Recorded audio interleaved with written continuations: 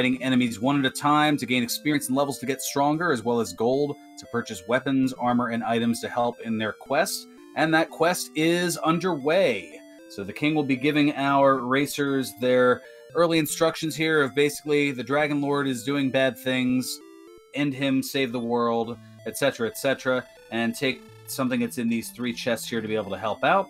And we have a couple of chests with money in them, and the silver harp, which is one of the items needed to trade in for the rainbow drops. So our runners will be taking that harp and looking to find a man in a cave that will trade in the Staff of Rain for said harp.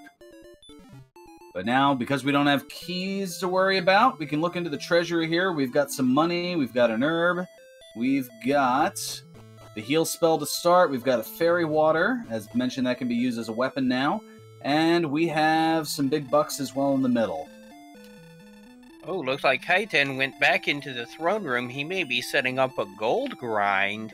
Now, this is, of course, back in the NES days, back in the late 80s, they didn't have a whole lot of room to remember things, so the game is only capable of remembering where 8 treasure chests are without going back to the overworld. So if you open more than 8 without hitting the overworld, it kind of forgets that you opened it, and you can take the chest repeatedly, potentially earning you a lot of money. Most certainly, and ooh, well, Sausage running into a ghost and taking a fire breath here.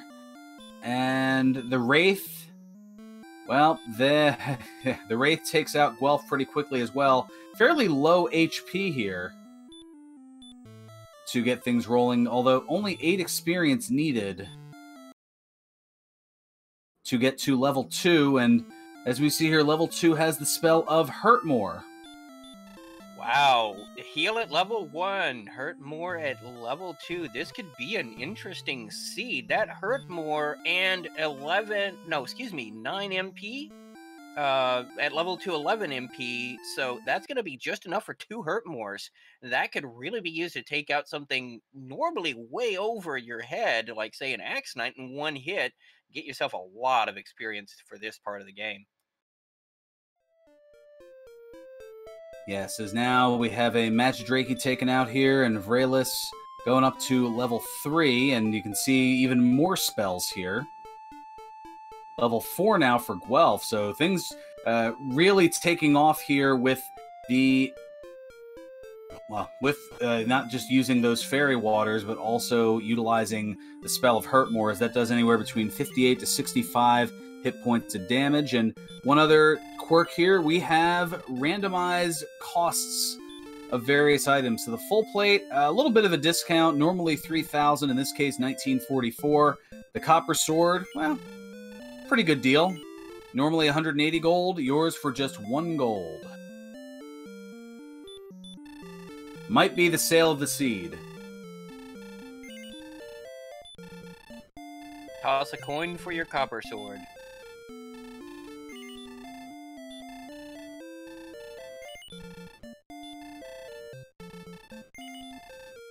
And one of our moderators and administrators here, Game Boy F9. I don't believe that the sale command works here in the Randomania network. I think that is a Ferran Burgundy exclusive.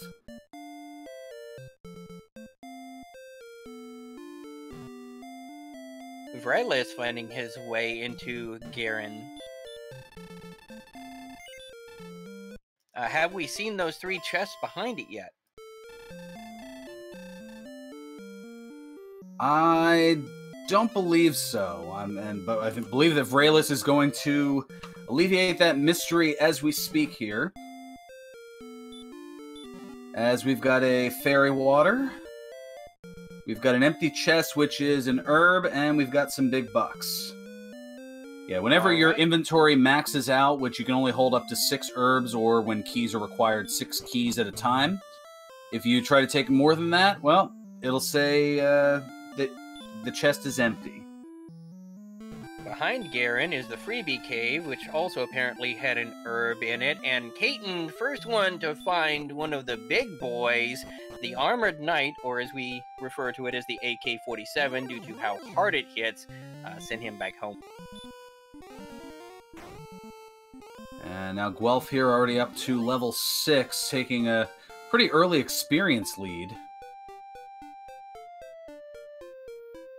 And there's an interesting divergence of styles. Some people like to explore early, some people like to stick around and get their grind going, and Vralis might be able to do that here with this Star Wyvern.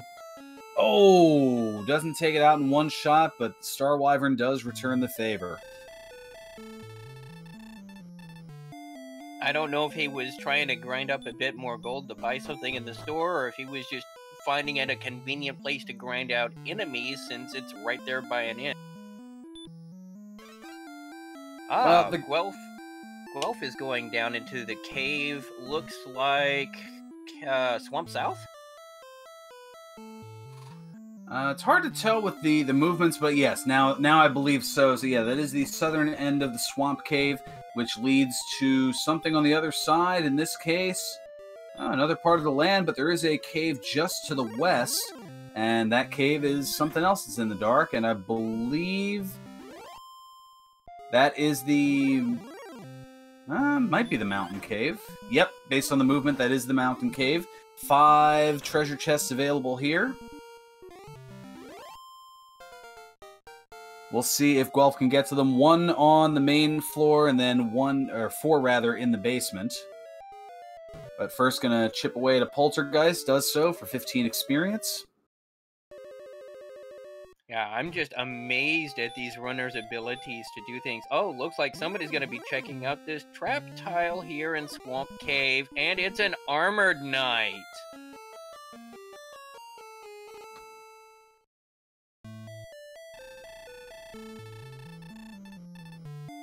That will definitely be a challenge to overcome should they need the Gawain positioning system. But then again, late game, it can be a useful grind spot, so... Well, Guelph finding in the first part of the mountain cave a dragon scale. Once you put on the dragon scale, it adds an additional 2 defense to your total, and you don't even have to necessarily worry about, even if you get rid of it, you still keep that defense.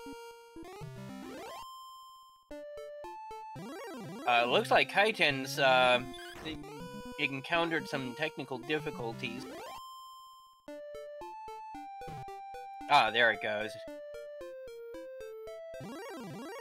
So the second chest in the mountain cave is some gold. And we've got Erdrick's sword, the best weapon in the game, and a cursed belt. The big stick itself, that's really going to help him out. He doesn't need to worry about buying any weapons anymore.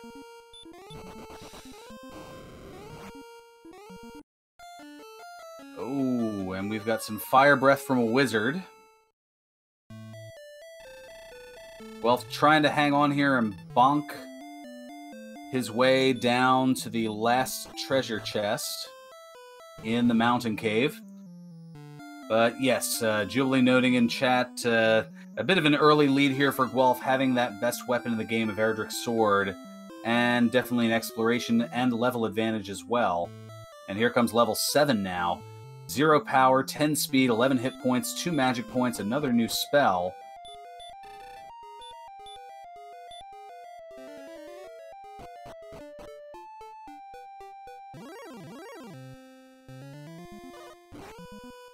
Yeah, 0 attack power.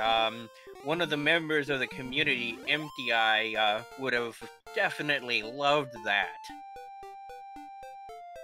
Well, finally here, and oh wow, Erdrick's armor, the best armor in the game. So the mountain cave certainly providing a good amount of equipment here. Not so much in terms of the scavenger hunting to get to the final castle, but in terms of being well stocked, Guelph is good to go.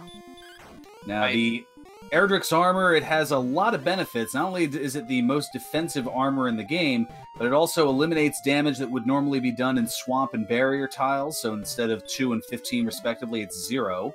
It reduces the damage done by the hurt and hurt more spells, as well as the fire breath by 1/3. It negates the spell of Stop Spell, and for every step that you walk, you heal 1 hit point. And it looks like Vrelis is also going to bonk his way through the mountain cave. It always impresses me how these runners are able to bonk through these caves. They've done it so many times. They just know which cave they're in and just have it mapped in their heads. As you might guess from my username, Sneaky the Lost, that's not one of my skills. Well, with a name like Ferran Burgundy, I am also lost as well. I don't know. There's no correlation to it, but try to make it work here. Guelph taking a death to the Star Wyvern. Yeah, the jerk birds are being jerks. As we see, yeah, the sleep spell as well. Yeah, jerk birds are indeed being jerks today. And Sausage running into an armored knight. But right now, with the big stick and the Erdrick's armor, Guelph has definitely taken the early lead here with those 2 pieces of gear. And with Hurtmore, he is really in a position to explore a lot further, a lot safer than anyone else is, and be able to tackle things that would otherwise cause the other runners to hesitate. So we'll see if he can take advantage of that. Well, just that quickly getting to level 8 here. Again, no additional attack power. No magic points either. We got the Spell of Radiant. That'll be able to help see in the caves there. But yeah, somewhere Empty Eye's going, 0 power, 0 MP. I love it. With a little nod to Super Smash TV for the Super Nintendo. An homage, if you will. Guelph now finding Jerk Cave. That's where you need to go to turn in the Staff of Rain, the Stones of Sunlight, and Airdrake's token. To get that rainbow drop, you need to get into Charlock. So that's useful information to keep in mind. Yes, it referred to the community, or by the community, as the Jerk. The Rainbow Drop Cave. The reason he is known as a jerk is, well, if you don't have the particular items needed, most notably Erdrick's token, he will literally kick you out of the cave. Which can be kind of a jerkish thing to do. Just, throwing you out there and all that. Now, Sausage also hitting level 8 is not that far behind Guelph at the moment XP-wise, but Guelph just hit level 9.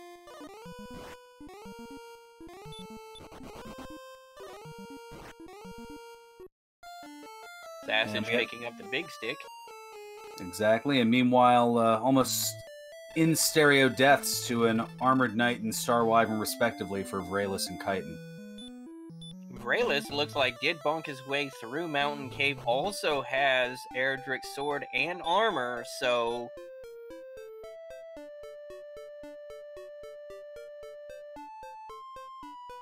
Yeah, the advantage fairly short-lived as now Sausage picking up the armor as well.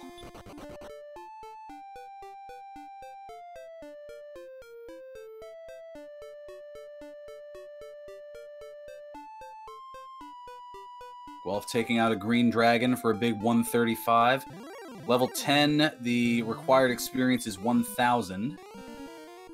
And Guelph just 188 away. Not able to necessarily handle this green dragon running out of Hurtmores. The resources are extremely low here as Guelph comes to another cave, and it is the Staff of Rain cave. So that silver harp that was acquired in the throne room, that can now be traded in.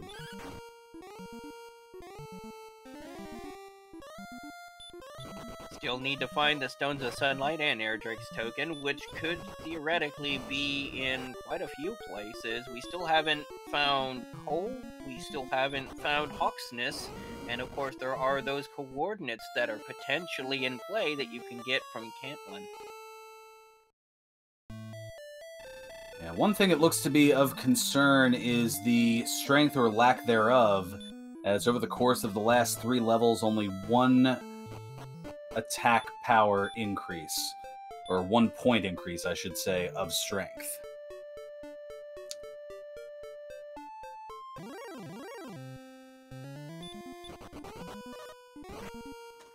Ooh, Sausage running into the sleeping star wyverns and getting sent back home. Jerkbirds are really out in force today.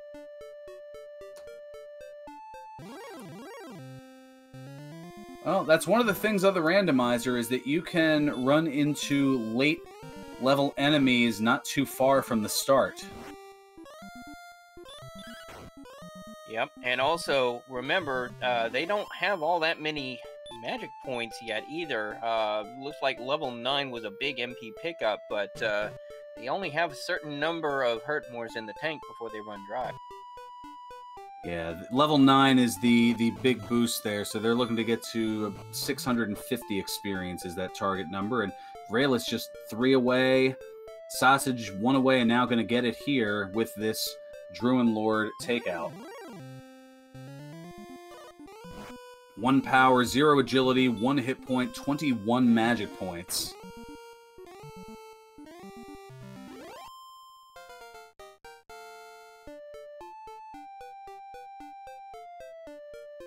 And Chitin going to go ahead and cast outside of the Swamp Cave.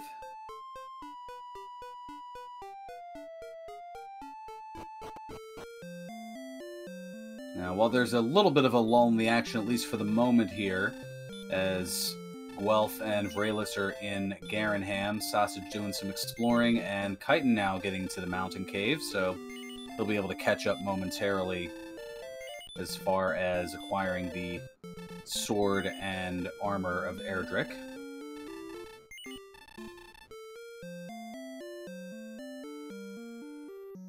But yes, the scoring as far as the league goes. So the first place finisher among the racers here will earn 5 points in the league. The second place finisher will earn 3. Third place will earn 2. And the fourth place finisher will earn 1 point. And of course, as was linked in the chat channel, please follow our runners. They've all got their own Twitch channels and are all amazing runners. If you're at all interested in this kind of content, they are pretty much the go-to.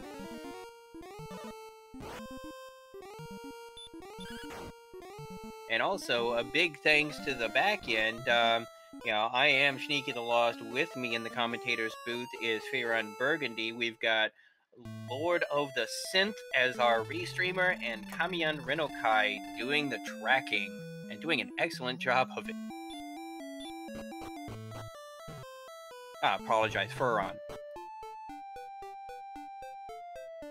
That's okay. There are some people who've known me for over a year and still trip over it. If I had $1 for every time I either had my name misspelled or mispronounced, I could probably afford to sub to every channel here on Twitch. Give or take. Ooh, and one thing that is definitely given that our runners do not want to take, the Stone Man with that Dragon Lord 2 breath. Thankfully, Erdrick's armor making a little ease out of it. Normally, that does anywhere from 65 to 72 hit points of damage. With Erdrick's armor, it cuts it down to 42 to 48. Still not that great when you have a max HP of 51. Yeah, they're going to need some more stats if they're going to want to be fighting any Dragon Lords today. But, of course, it's still early days. They still need to get the rest of their chores taken care of. Just some errands to run first. So, we're still in the early mid part of this run, and it's still anyone's game. Well, if they don't want to fight Dragon Lords, what the heck are they doing here?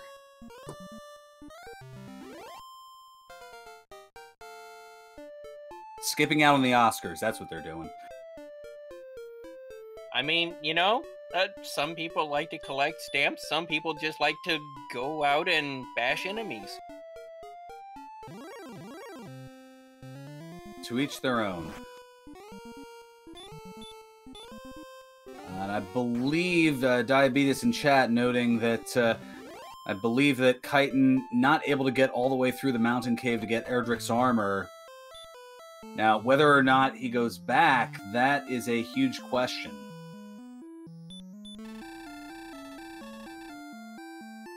Yeah, that's a very, very useful piece of gear, and if he ends up missing it for an extended length of time, not realizing what's down there at the end, that could set him back. Now Guelph is, of course, in the grave. Ooh, found the fairy flute. Sandwiched by 2 gold chests. So that fairy flute is useful toward one of the tougher enemies in the game, the golem. When you play the fairy flute, the golem will go to sleep. It's guaranteed to put the golem to sleep, although that doesn't necessarily mean that the golem can't wake up the following turn.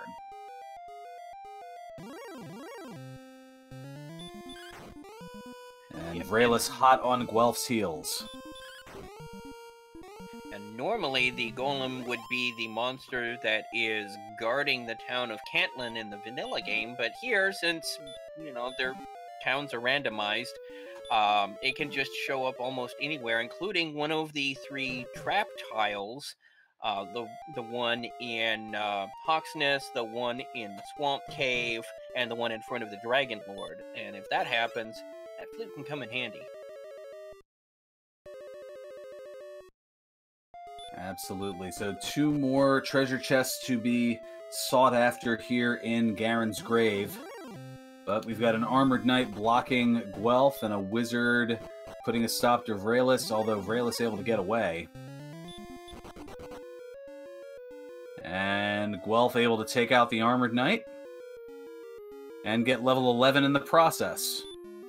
1 power, 3 speed, 12 hit points, 5 magic points, and big bucks in the 4th chest of Garen's grave.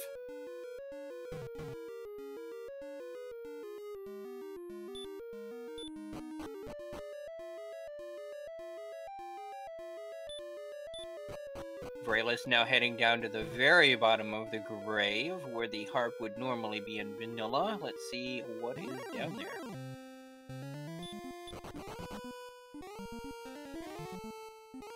Vraelis getting ahead in exploration, but Guelph stopping to fight these enemies.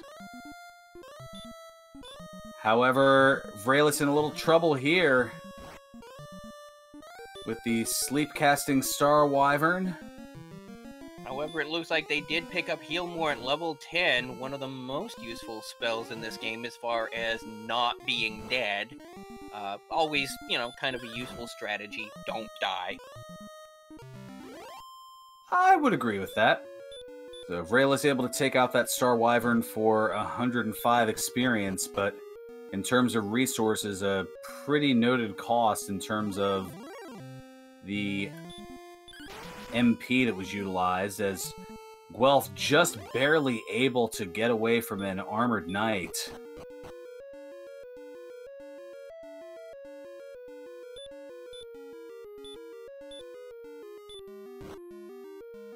And Vraelis just running out of light there, and uses the torch, and we have a cursed belt way on down. Now, that could mean that one of the search spots might be empty. Well, things that have changed here in this alpha version, that alpha version 468, is that there are more items that are part of that shuffled pool that could be in a search spot. Previously, it could have either just been Erdrick's Token, Erdrick's Armor, or the Fairy Flute, but now added to the mix are the Stones of Sunlight, the Silver Harp, the Death Necklace. So there's a few more things that are shuffled in. And given how few treasure chests are left, if it's something like Erdrick's Token, it looks like it could either be in the Tablet Cave, in Rimmildar, in the Overworld search spot. I don't believe we saw Cole's search spot as of yet, or in the search spot in Hawksness.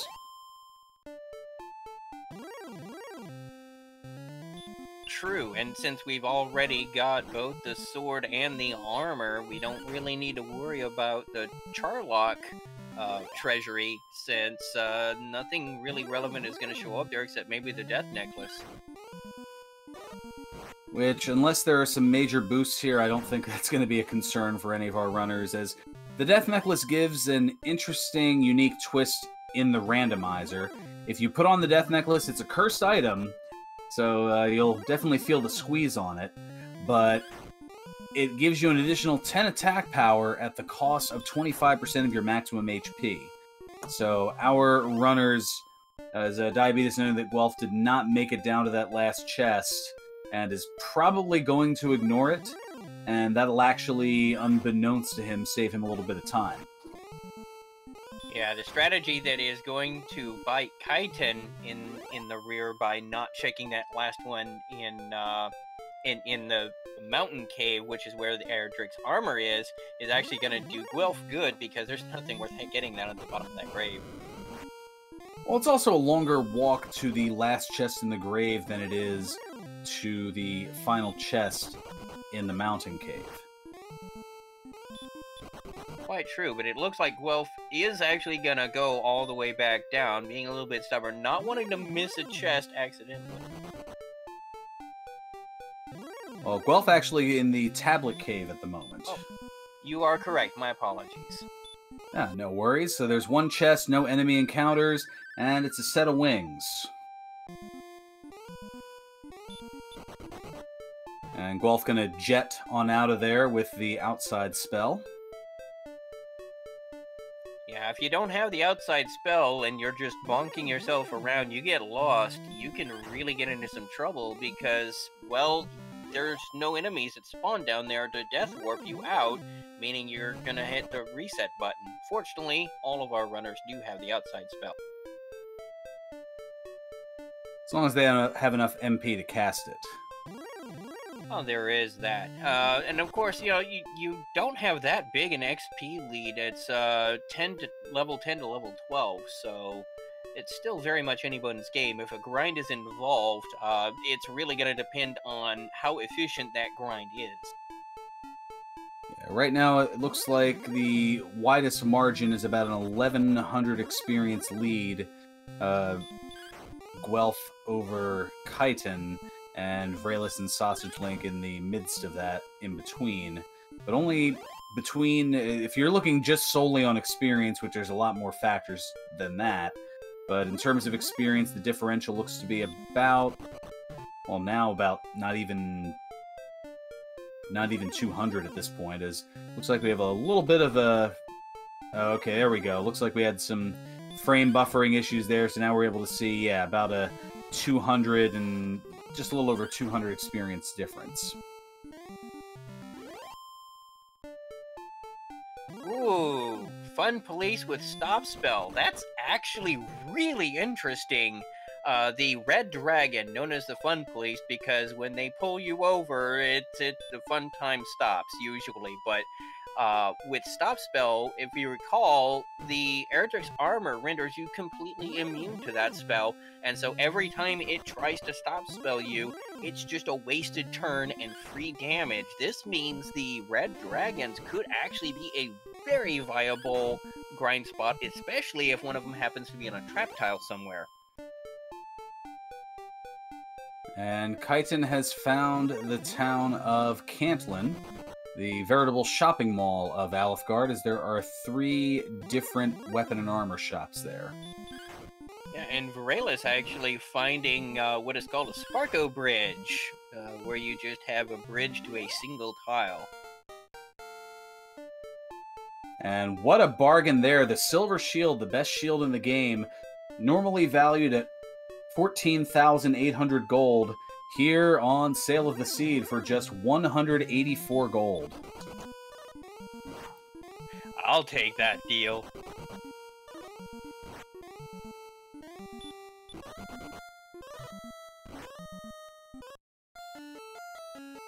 Ooh, and we've got coordinates of 37 south and 91 to the east.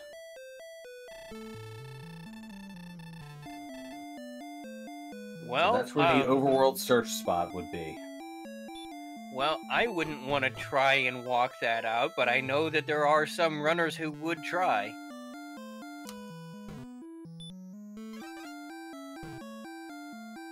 Yeah, I'm not as brazen in my old age.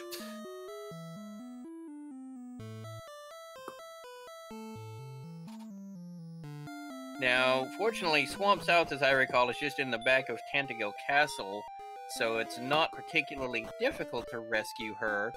The Armored Knight right there isn't actually going to be that much of a problem anymore for the likes of Guelph and Sassage and even Vraylus Relay at this point. They can take at least one down.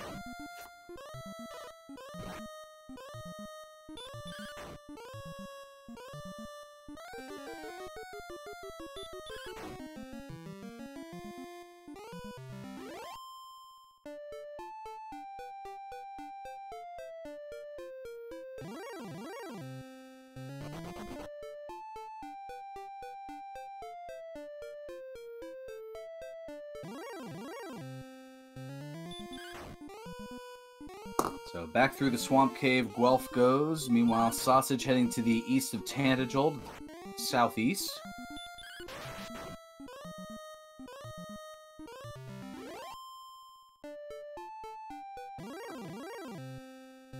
And Guelph, seeing that the Armored Knight is the guardian of the princess.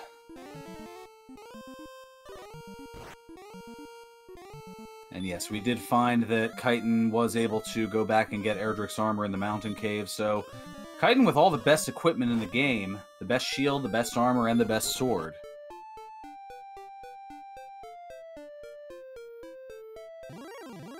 Guelph checking out the spike tile, but not rescuing the princess just yet. Unfortunately, the runners tend to be a bit more mercenary, not wanting to just randomly do good deeds without any real benefit to themselves. Of course, he doesn't realize the coordinates yet either.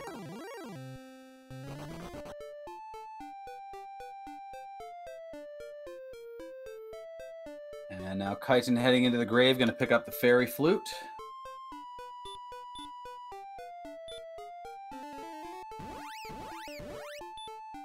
So at this point, yeah, the Stones of Sunlight and I believe Erdrick's Token are going to be in 2 of the 4 remaining unfound spots. One of them we are fairly certain is going to be in the Overworld search spot. The other could be in the search spot in Hawksness, in Cole, or it could be in the treasure chest in the town of Rimmildar. So our runners are definitely looking for towns. Yep, either Cantlin, which I believe only Caton has found so far, to get those coordinates, and of course Cole and Hawksness. Yeah, Hawksness, an abandoned town with just enemies in it.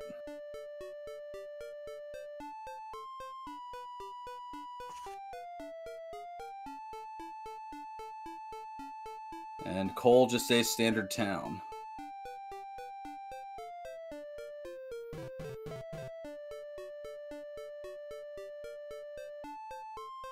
Yep, Hawksness is the Melmond of Dragon Quest.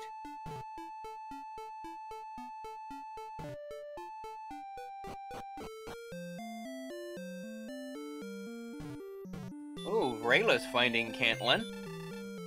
Picking up the Sail of the Century on that silver shield.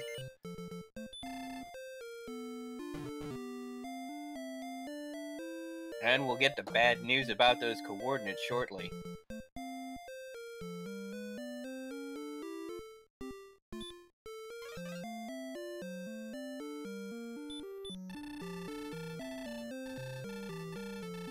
Ooh, Sassage having some connection issues as well.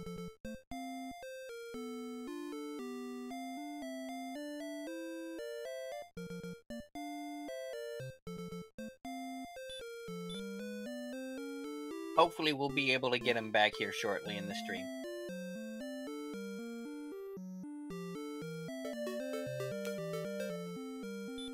Yeah, there do tend to be, with any type of stream, there are certainly some technical difficulties. It looks like we've got Sausage back here. At least I believe so. And there's another town there that Sassage has found.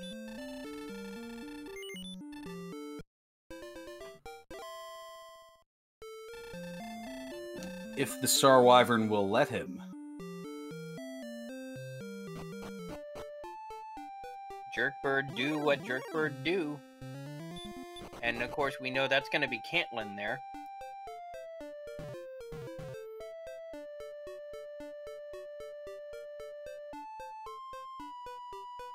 So Sausage going to gladly pick up the silver shield here, and weaponry and armory no longer a concern here in this seed for Sausage Link. So it looks like the only one without the silver shield at this point is Guelph.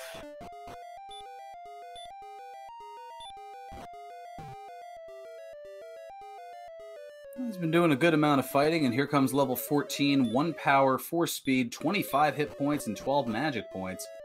So there's the HP gain, but 64 strength here at level 14, that is a little concerning.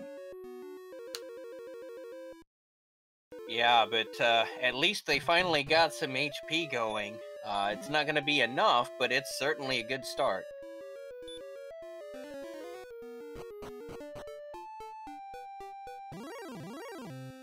Meanwhile, Chitin going to level 11, 1, 3, 12, and 5. Wow, look at all those bridges.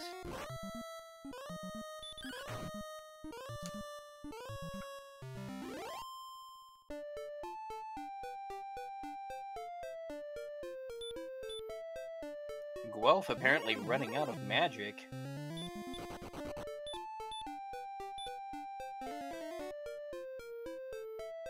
Well, Chitin trying a bit of RNG manipulation here to try to avoid this red dragon, goes to attack. Well, gets the stop spell, so hangs on for at least another round. And another here might be able to take this out. Meanwhile, Sausage taking out a werewolf with Hurt More and Heal? Chitin does take out that red dragon, just barely. Hanging on with 4 HP.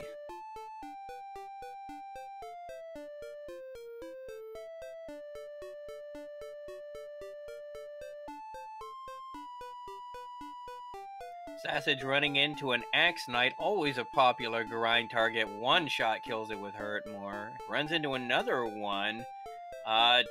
Did not take that one down, and the Axe Knight returned the favor.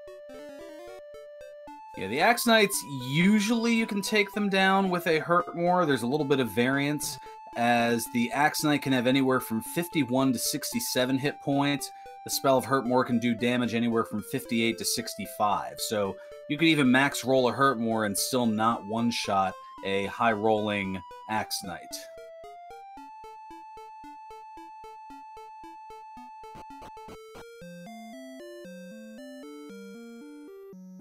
And Veralis has found Rimuldar. Let's see what's in that chest. The last treasure chest outside of Sharlock to be found. And it's got some big bucks.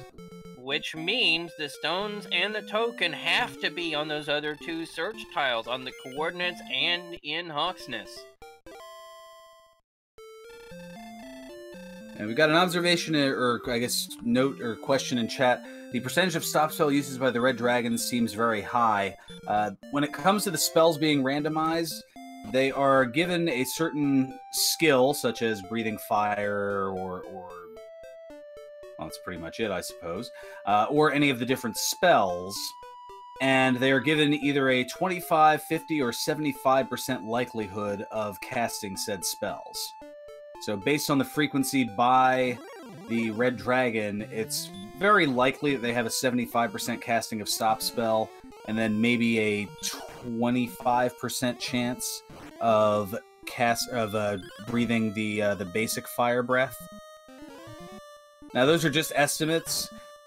Later, towards the end of the seed, we may be able to bring those up here for confirmation, but that is just an educated guess based on the frequency of the red dragon doing what they do.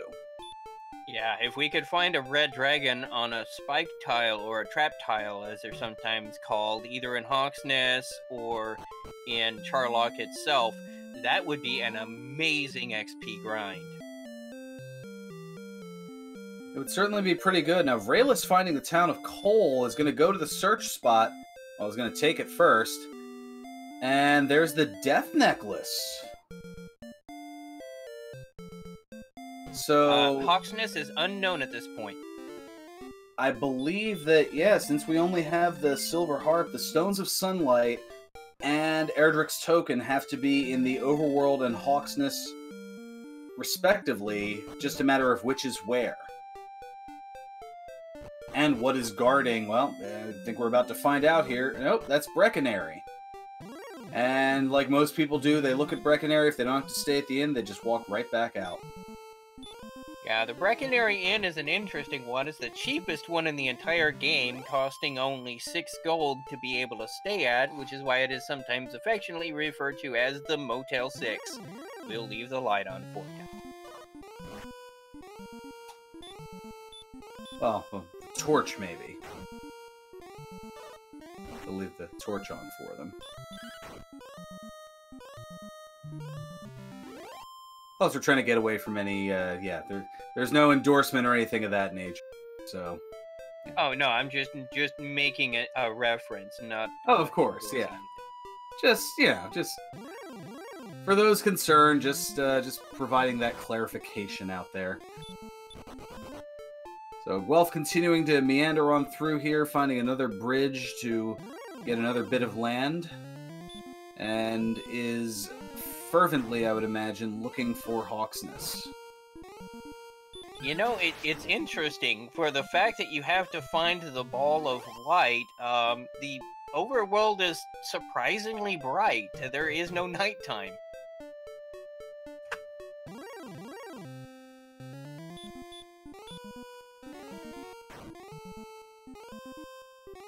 I don't think day-night cycles actually started until, what, Dragon Warrior 3? Correct.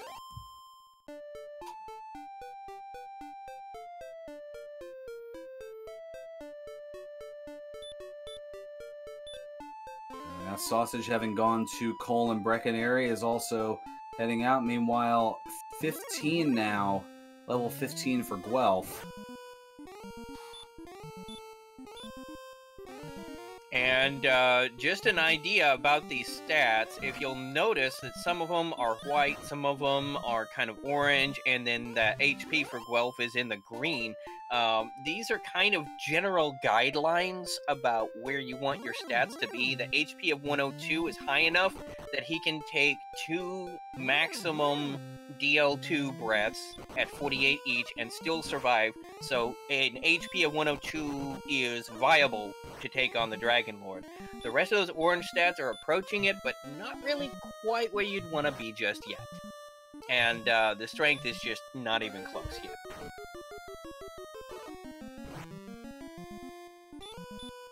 No, imaginary creatures noting in chat, these attack gains, gains for seconds as opposed to gains for days. Well, a gain of 1 is technically a gain of sorts. Now the big HP boost here at level 14 for Vraylus. Yeah, Vraylus checking out the stats, probably not liking what he's seeing at this point.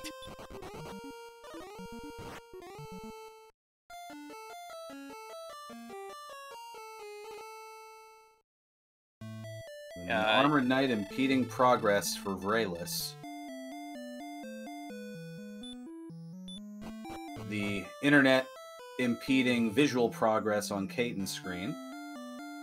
There we go again. Yeah, Caton, I believe, is joining us all the way from the Philippines, so intercontinental connections, sometimes have a little bit of lag built in.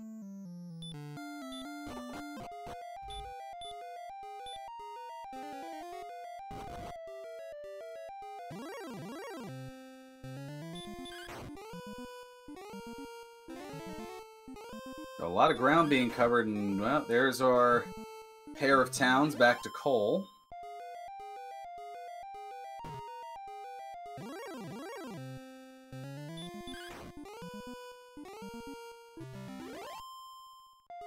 And Sausage has found Hawk's Nest. This could get real interesting. And it is a red dragon on this spike tile. If it wasn't out in the middle of nowhere, it would be an ideal grind tile. Yeah, it is kind of obscurely hidden, that's for sure.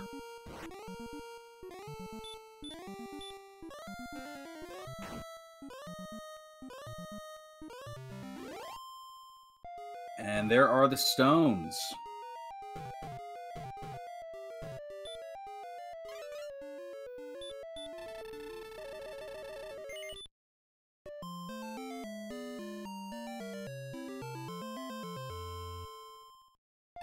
So Sausage is going to go and work toward the red dragon here, try to gain a little bit more experience.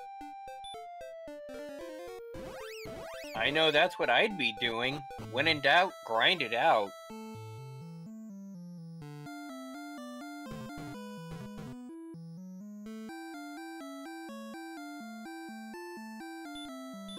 Vrelis, realizing that the coordinates are probably not able to be counted out very easily, has apparently gone ahead and rescued the princess.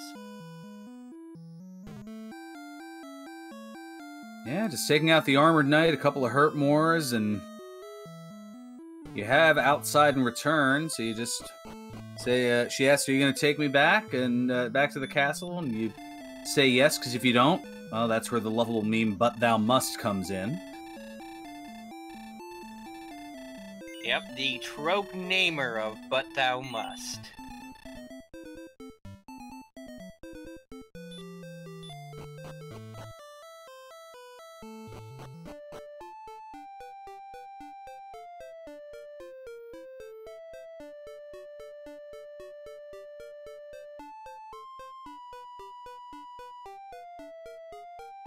Yeah, this week is a pretty easy set of flags, but next week is gonna get real interesting.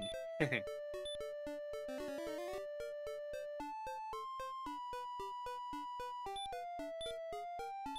in addition, well, we'll get more into that at the conclusion of this race here, as we will be airing the randomization drawing to see essentially what groups who will be facing each other in various groups for next week's flag set, week 2 of 5 of the regular season of the Dragon Warrior Randomizer League. Yes, that's correct in chat. Different randomizer settings each week. So week 2 will be very similar to this. There will be just a couple more things that randomized in addition to all the things that are randomized. And I don't know if we really got into all the specifics here. So as you've seen, the overworld map and treasure chest and search spot contents are shaken up. The town and cave locations, the contents of the weapon and armor shops, the order that they learn the spells, the enemy locations, enemy spells and abilities. That's plenty. Plus, with this particular week's flag sets, those are the standard tournament flags that I just read over. In addition to all of that, the new wrinkle to this alpha version is, as mentioned in the beginning, torches and fairy water can be used as projectiles in battle. You have, for this particular flag set, the very fast experience, so it's 1/2 of what you remember from the old games, because we don't want to be here all night grinding. No reason for that. Also, the weapon prices, as we've seen, have been randomized. We talked about the Sale of the Seed. Repel works in dungeons, so that's a new twist. So if you're in dungeons or castles, even Charlotte Castle, and you have a high amount of defense, you won't have necessarily as many enemy encounters. There's the short Charlotte function. Instead of going through all 7 basements, you just enter the castle and start right at basement 7, and no keys are needed here. So as if all of that wasn't enough, for week 2, they add 3 additional wrinkles. 1, the statistics of the enemies are randomized. So the enemies will all have random strengths, random agility, and random hit points. The experience and gold to which the enemies provide upon their defeat will be randomized, as will the amount of experience needed to get from one level to the next. So that is all what is known as chaos. So the TLDR there is what is randomized? everything. Practically everything, yes. Well, wouldn't it be more TLDL, too long didn't listen? Perhaps so. Guelph, having found the Stones of Sunlight and has decided that this red dragon is an ideal place to grind out some levels, I do not blame him. Yeah, no problem. While we could have just gone with what is randomize everything, or what is randomize yes, as Pyrolite notes in chat there, I figured there's a... Yeah, pretty much what isn't random might be easier mentioned. Yeah, the town and dungeon maps all maintain the same. So you're not going to walk into Hawk's Nest and everything's all shaken around differently and you have to look for the spike tile. That would be a little too cruel. And of course, the dungeon maps themselves are going to be the same. That would just be too mean to try and get somebody to bonk through a completely random map. Yeah, it's, again, one of those things that they probably, I don't know if they have been able to figure out how to do, but for the aesthetic of tournament competition, there are some things that are ideal to not have involved to save time. Otherwise, we'd go with normal enemy statistics and normal play, and then we'd be here for 7, 8, 9 hours, and yeah, nobody's got time for that. Ooh, and we see here the statistics of the Red Dragon. 75% stop spell, 25% fire. I had a pretty good estimate on that.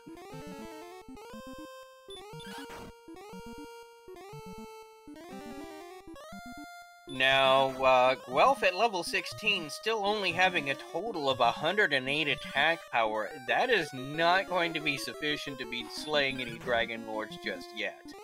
Then again, at 255 experience per Red Dragon kill, the most you can get out of any monster in the game, he could be getting up there pretty fast.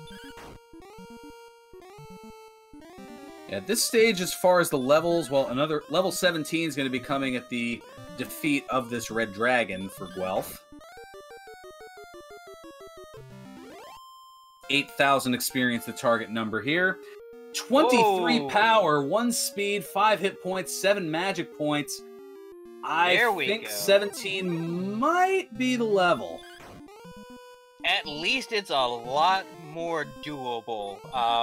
The way you want to calculate what kind of damage you can do to the Dragon Lord's second phase with a defense of 100 is you take your attack power, subtract 100 from that, so that's for Guelph 31, divide by 2, round down, so that's 15 is your maximum hit, divide by 2 again, so that'd be 7 for your minimum.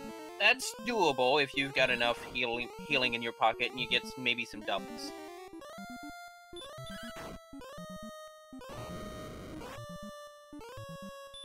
Yeah, it's a little borderline. Given that it's the very fast flag set, it may not hurt to go that extra level because it doesn't take nearly as long. It's only 1,500 experience to go from level 17 to level 18, and already a good 200 plus of that acquired from that last Red Dragon. Yeah, and as was pointed out in chat, I'd go to Charlock if I could at this point. Keep in mind everyone still needs to find that search tile before they're going to be doing anything in Charlock yet, because they still need that token. I go there just to check out the spike tile. If that's also a Red Dragon, that's going to be a lot more convenient location to grind.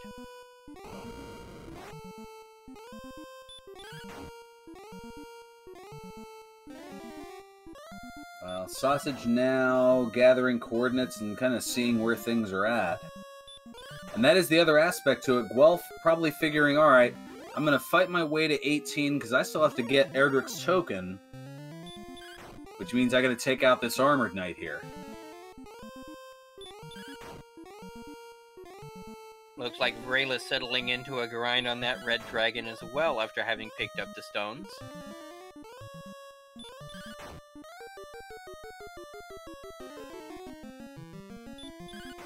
So this is a pretty savvy strategy. Guelph knows that he's close. He's just going to take care of the rest of the errands, fight some enemies along the way, and in doing so, that should get level 18, which you would think would put it to being enough to take on the Dragon Lord. And, well, a little bit of a miscast there of spells. Outside, gonna get it done. And now return to go back to the castle.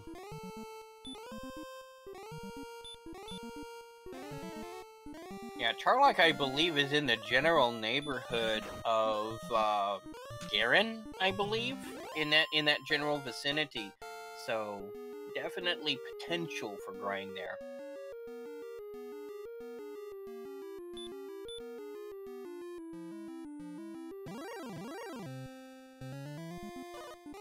And yes, something of note here, and we've kind of glossed over it a little bit, but there are a litany of different sprites that you can choose to play as, not necessarily just the traditional hero. You could, if you wanted to, play as Princess Gwaelin, and in that instance you would rescue Prince Guimond instead of Princess Gwaelin. But for any of the other characters, the princess is the individual who you would rescue. Chitin looks to be utilizing Tulun from Dragon Warrior 4, or Torneko Tulun for, I guess, those who play the more modern Dragon Quest IV chapters of Chosen. Guelph, I believe you said using, or I believe is Nara, also from Dragon Quest IV or Dragon Warrior 4. Sausage Link, well, understandably playing as Link from Legend of Zelda. And we'll take a look here with Vraelis after this red dragon to see which sprite he has. Yeah, it looks like Link is rescuing the wrong princess this time. Or maybe the right one, who knows? Well, if it isn't, and she gives him some sass for it, I'm sure his response will be, "Excuse me, princess." I'm one of about 3 people who might get that reference from over 30 years ago now. Oh no, I remember watching those cartoons on Fridays. Yeah, yeah, that's right. Fridays on the Super Mario Brothers Super Show. Yep.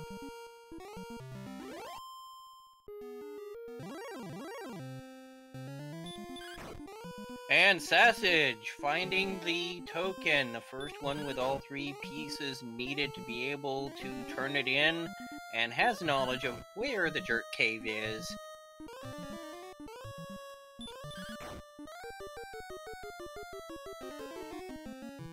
And yes, my apologies to those in chat who just got that little reality check that, yes, 1989 was, in fact, 31 years ago now.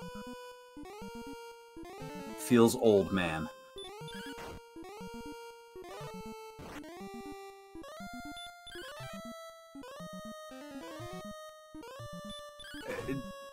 Chat asking, why do you do this to us? I present facts. It's what I do as a broadcast journalist. Truth hurts sometimes.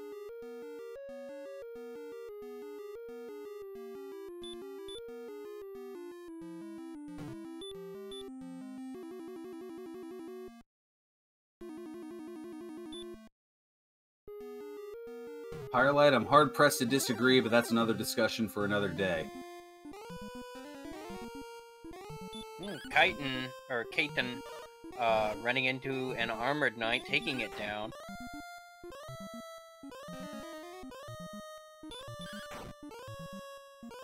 Yeah, these jerk birds, if they are in the Charlotte Castle, could be a real problem for our people here. If they manage to drop asleep, they can do a lot of damage, forcing you to burn a heal more, which is not what you're wanting to do if you're trying to take on the Dragon Lord.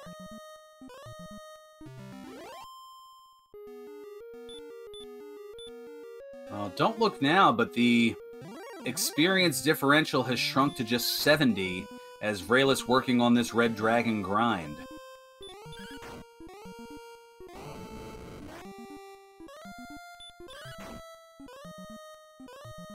And may actually take the lead here just shortly.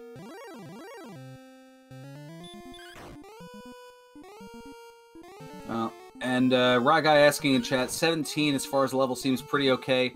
You're doing an average of 7 to 15 hit points of damage on the second form of the Dragon Lord, so on average you'd take 15 attacks, but you only have 11 heal mores. and you don't have enough HP to reliably count on double attacks by taking enough damage that you can go at it before going at or below that magic number of 48 hit points left. So it's one of those where, yes, if things are in your favor, it certainly could work, but I have a feeling it's less than a 50-50 chance.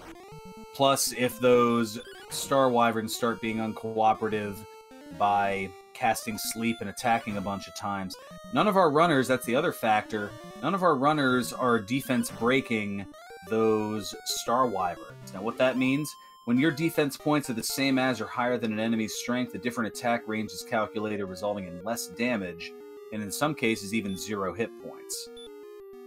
But they're not quite there yet.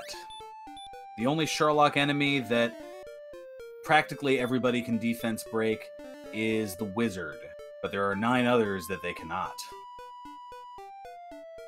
Not only that, but with an 82 defense, are you gonna potentially get hit for 50 by a physical attack from the Dragon Lord?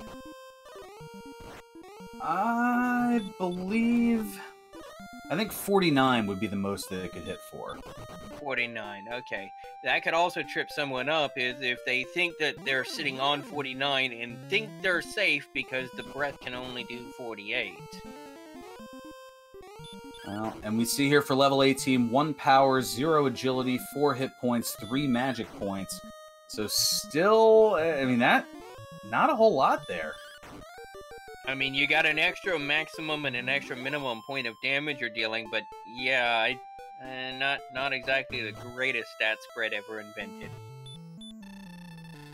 Yeah, 18 less than stellar, as we have Vraelis and Guelph both acquiring the rainbow drops in stereo.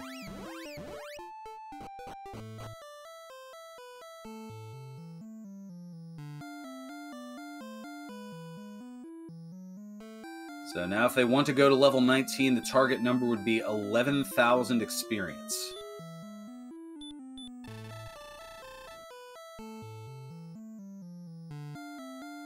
Yeah, there's only about a 600 XP difference between Vraelis and Guelph, with Vraelis actually currently in the lead.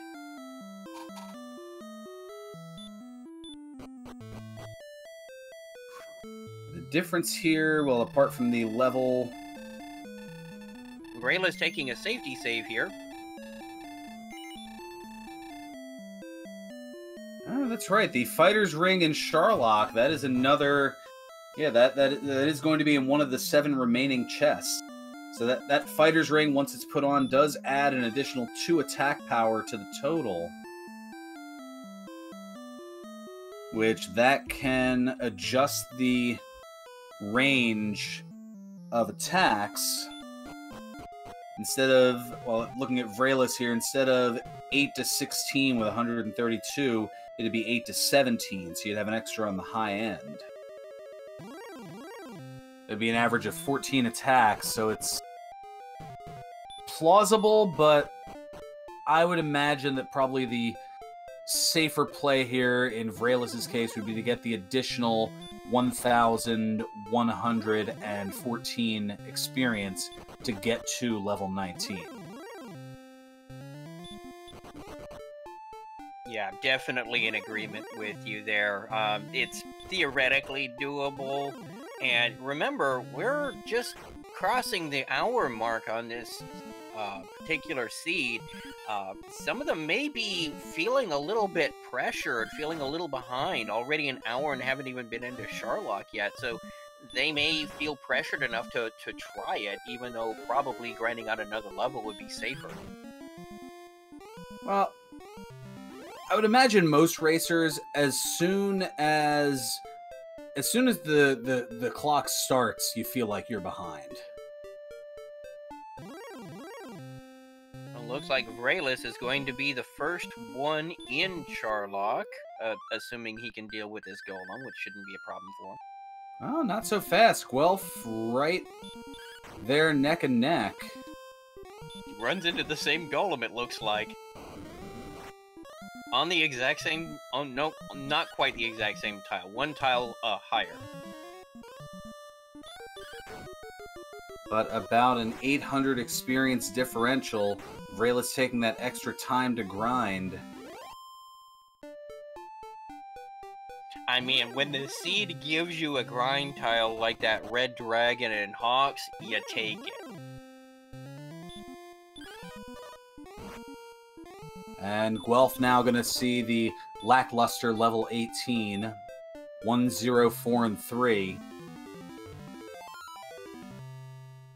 Crunching the numbers. Oh, and Sausage Link right there as well. This is actually turning out to be a pretty close race. I mean, Sausage Link behind in terms of XP by about, 1400? Yeah, just recently getting 17 as opposed to Guelph recently getting 18.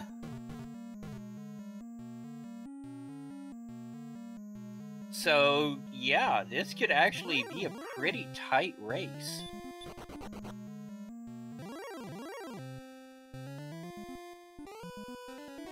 Vrayla's opting not to go for the fighter's ring, nor is Sausage.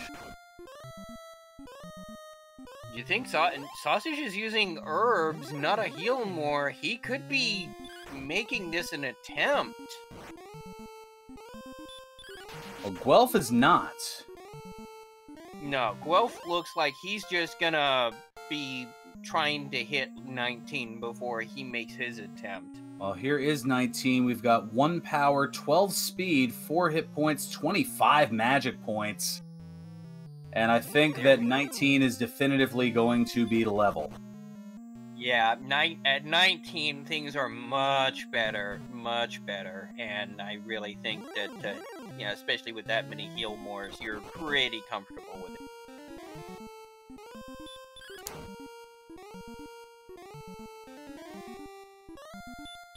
Guelph doubling back is going to look for that fighter's ring. We've got a torch. We got a cursed belt. Ooh, looks like Sausage actually the first one to engage the Dragon Lord. Let's see if he can pull this off. And Armored Knight on the trap tile looks like.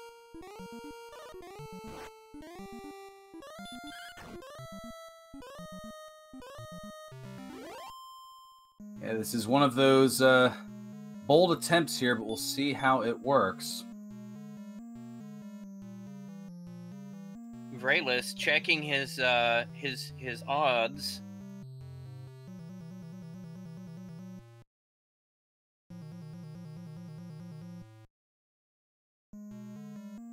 Alright, can Sausage do it with 11 heal mores in the tank? There's a nice max roll of 15 and 10, that's now 25.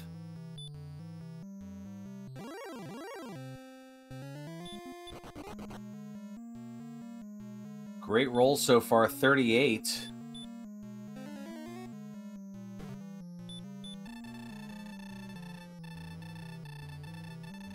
Oh, but there's a minimum roll 8, 46. Vrayla starting his fight. Up to 60 now for Sausage.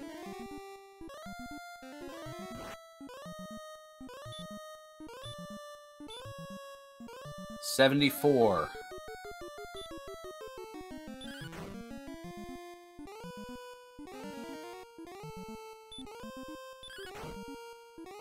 Now 84. The Dragon Lord can have anywhere between 150 and 165.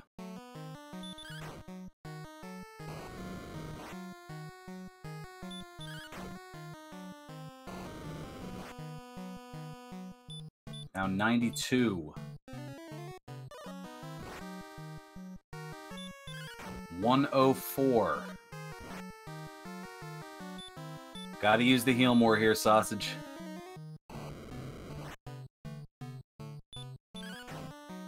Guelph taking a death warp to restore. 118.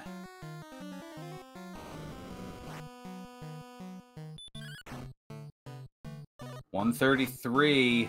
Down to 2 heal mores. This is going to be close.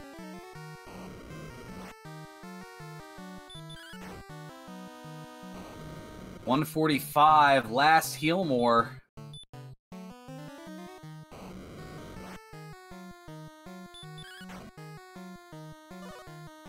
160, and Sausage gonna pull it off here.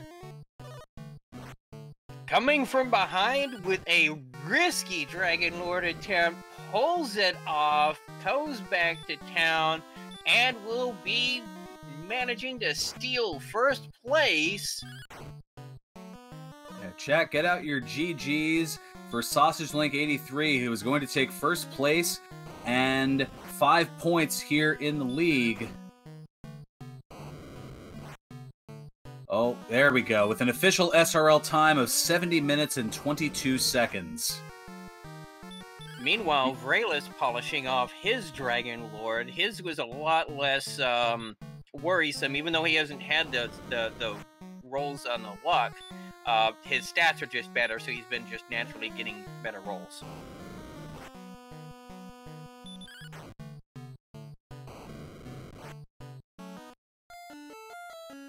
So, Vraylus now. Ooh. Taking a death, not enough.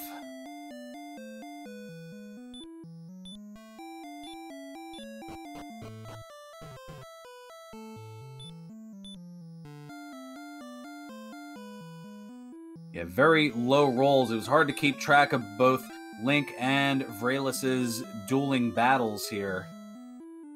But now this has made a race for second fairly neck and neck. Kaiten now picking up his token, so he'll be joining the crew. But really, Vraylus pretty much has this in, well, it could be either one. It all is up to Charlock. How many encounters are you going to get in Charlock? Will they let you go? We knew that Guelph had a pretty good experience lead for the better part of it, and it was the risky move of Link going for it at level 17. The odds certainly not in his favor, but able to pull it off with some great rolls, as both Vraylus and Guelph making their way to Charlock at level 19. And we're just working on some audio issues here to get our victor in place here in the commentator's booth.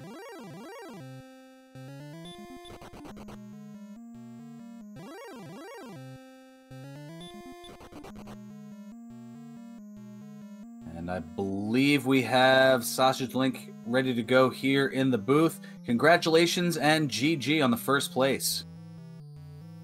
Thank you very much. I'm kind of surprised I pulled that up. Well, we were saying it was a very risky move. I think the calculations being done by some of the number crunchers in chat that you probably had a less than 10% chance of pulling it off there at level 17, but yeah, the rolls were on your side, and it worked out for the better. Vraylus, who was right on your tail, was about an 80% likelihood to win, had lower rolls, and actually took a death to the second form of the Dragon Lord. Well, yeah, I knew it was pretty risky going in, but at the same time, I knew it was close to get a good grind going and close to Charlock, so I just figured I'd go with it. Well, it turned out that there was a roughly, about a 20 MP gain at level 18, so that certainly would have made things a lot more comfortable having some extra heal mores, but even at 19, Vraylus having some trouble here, and Guelph not too far behind working on that Guardian Armored Knight. I'm just glad all those red dragons were stopped spelling all through Charlock. If that didn't happen, I probably wouldn't.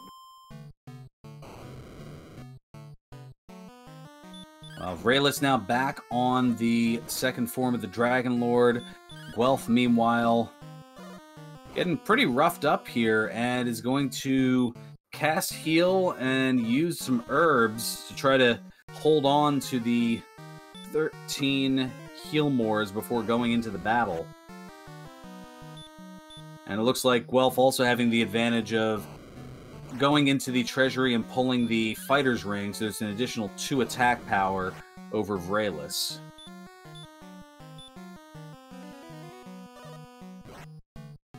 So take us through, I mean, you did mention that you certainly had the risk there. Take us through, especially the early part of the seed. What, I don't know, I guess what was your mindset as far as direction in terms of getting things going? Well, knowing the South Swamp Cave was right there in the castle, figured I'd go around and see what was where, and just had a little bit of luck on my side going around finding the towns and caves, and getting both the sword and the armor in the same cave was huge for me. Yeah, that mountain cave had to have been a delightful sight, to say the least. It's one thing that, oh, look, the sword, and then you keep going through, oh, hey, the armor too. Yeah, I wasn't expecting that, but man, that was...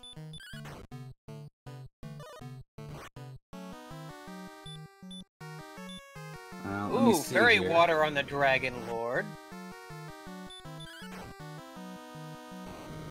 Which, I mean, based on what Guelph had, it's pretty much the same as an attack, the same as swinging the sword. So that, in this case, might actually be a bit of a time detriment here. And Guelph certainly needs to, doesn't realize it, but needs to catch up here.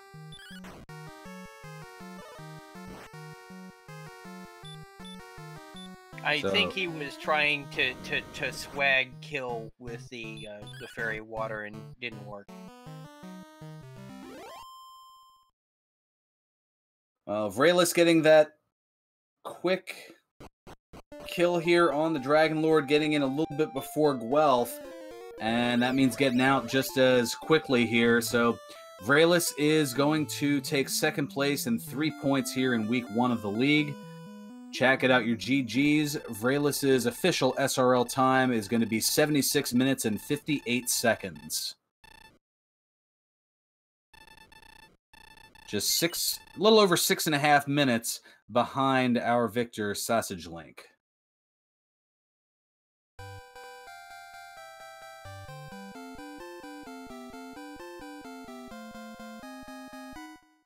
So Guelph now working on the Dragon Lord as well.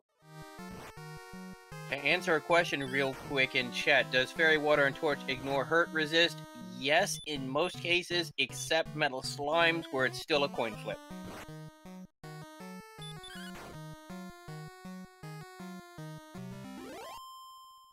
And Guelph is going to take third here, taking out the Dragon Lord.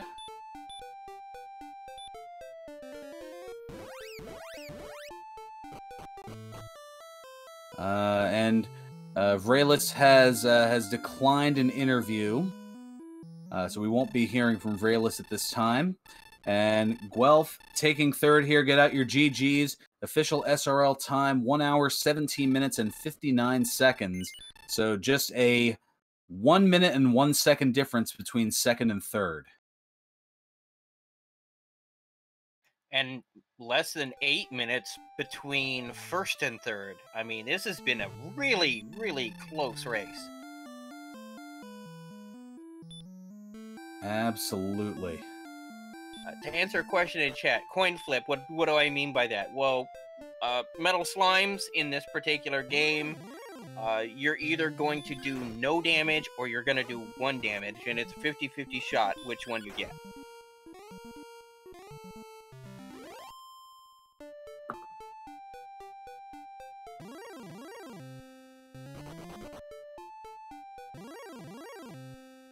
Yeah, Fairy Water is not a hurt spell. It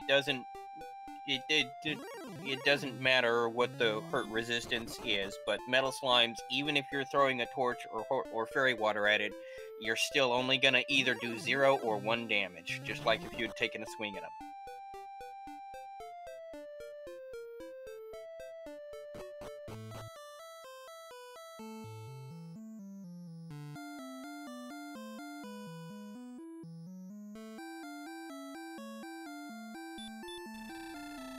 Yeah, unfortunately, Kaiten is streaming to us from overseas, so there's going to be some latency issues in that connection, unfortunately.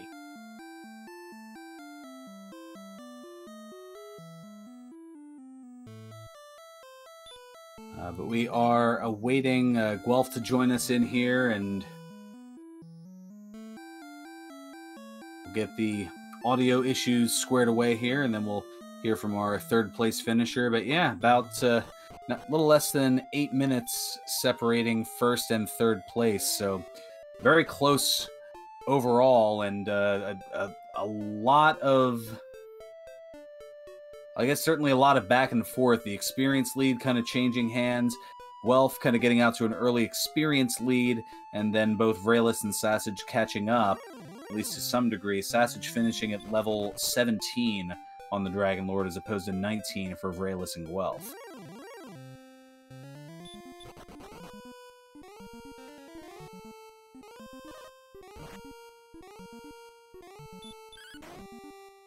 Jerkbird getting in Kaiten's way to go to the Dragon Lord.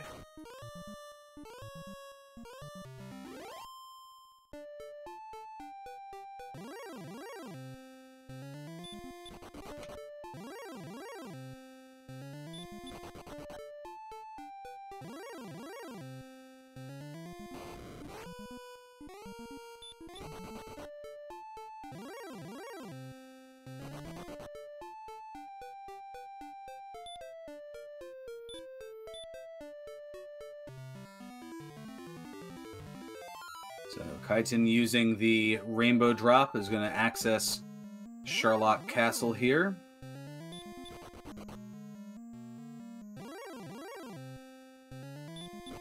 And I believe we have Guelph here in the commentator booth.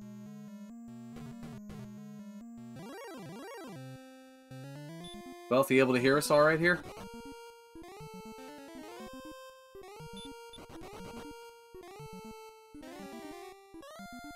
Guelph, you appear to be muted. Remember, this is a push-to-talk only channel.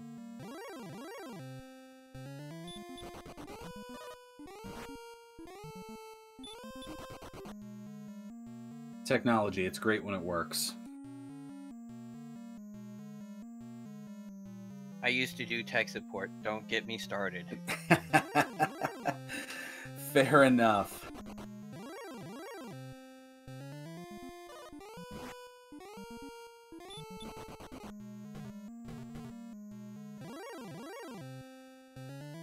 Discord, yeah. Username okay, checks out. Joining us in... Okay, he's going to be joining in stream chat. Okay, well, that'll give us a moment here to let you know to make sure to follow our four runners here: Kaiten619, Sausage Link 83, Vraelis, and Guelph 35. As you can see, they've given you a heck of a race here this evening on Randomania.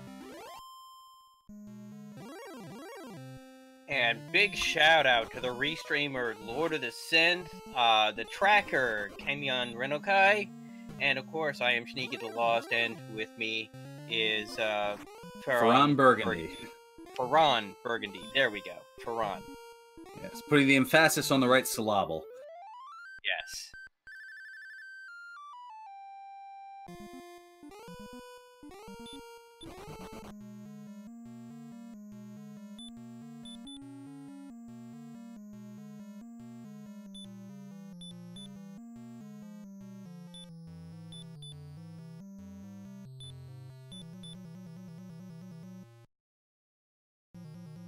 Trying to remember. Oh, that's right. A View from the Top. That's where that movie was from. The emphasis on the wrong syllable.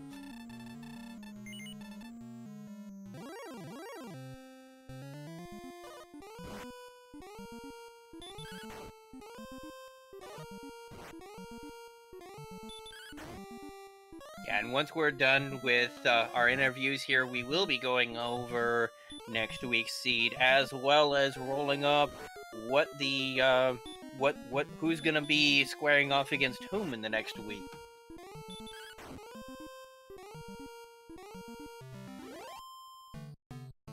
Yeah, so we'll be rolling that, and we'll go over in a little bit more detail the flags for next week.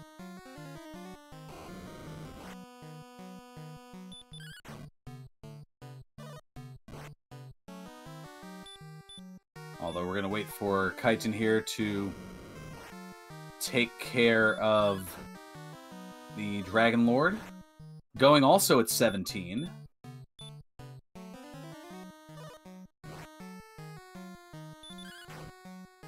Yeah, those jerk birds were really nasty this season.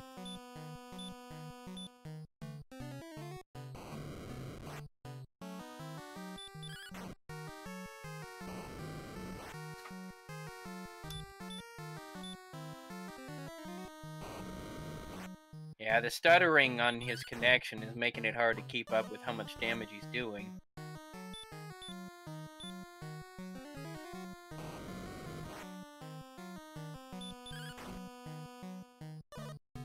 But I can at least confirm with just 4 Healmores left, it's hard to say.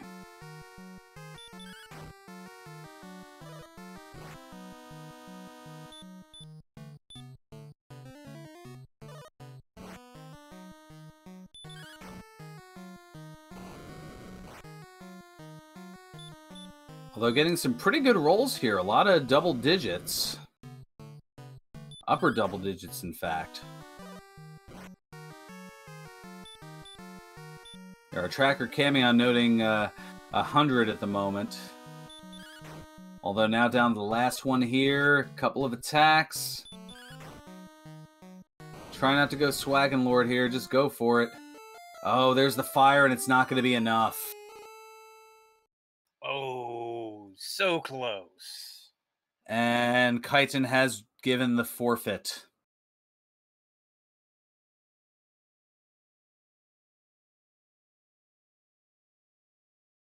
So not going to opt to try again here. And so Chitin, well, was going to take 4th anyway. You like to see runners be able to finish a race, but sometimes if it's just a little bit more arduous than one would like, it's just a matter of it's kind of cutting your losses, I suppose, at that point.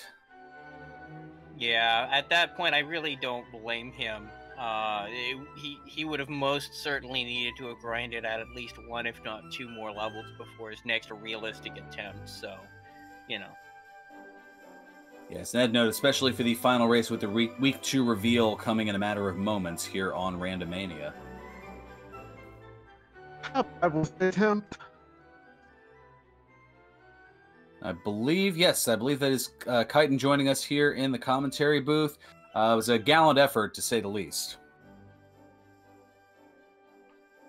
I didn't like how the map turned out to be, especially in those coordinates you did last time when you grabbed. Yeah, this map was really spread out in dem coordinates, though.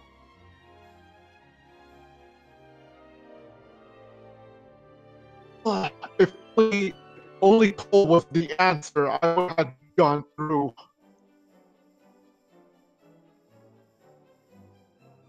Yeah, you're kind of breaking up a little bit there.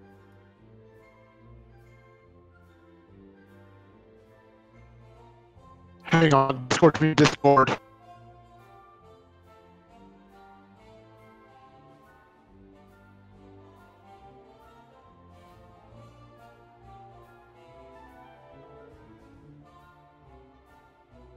If only Cole was the answer. I think he's ready to get pulled back in. I think he just reset Discord there. You guys hear me? Somewhat. To a degree, yeah. Yeah, it's just my opinions on how I'm basically fit most of the year where I am. Yeah, that's perfectly understandable considering.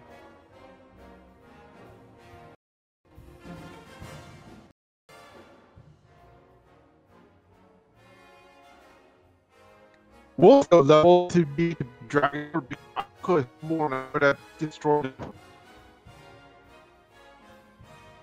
Well, there was a little bit of a range here. Sausage actually gambled on the level that you were at, 17, and was able to take 1st place with it. Vralis and Guelph, they went at level 19, where there was, compared to your current stats, 2 additional strength, 12 additional agility, 8 more hit points, and probably most notably, given the heal mores that were required, 28 additional magic points. Yeah, it's more like, well, look at the strength gains on the last few levels. It was like game 1. I was like, what's going on here? Yeah, the strength gains were definitely something Empty Eye would have been very fond of.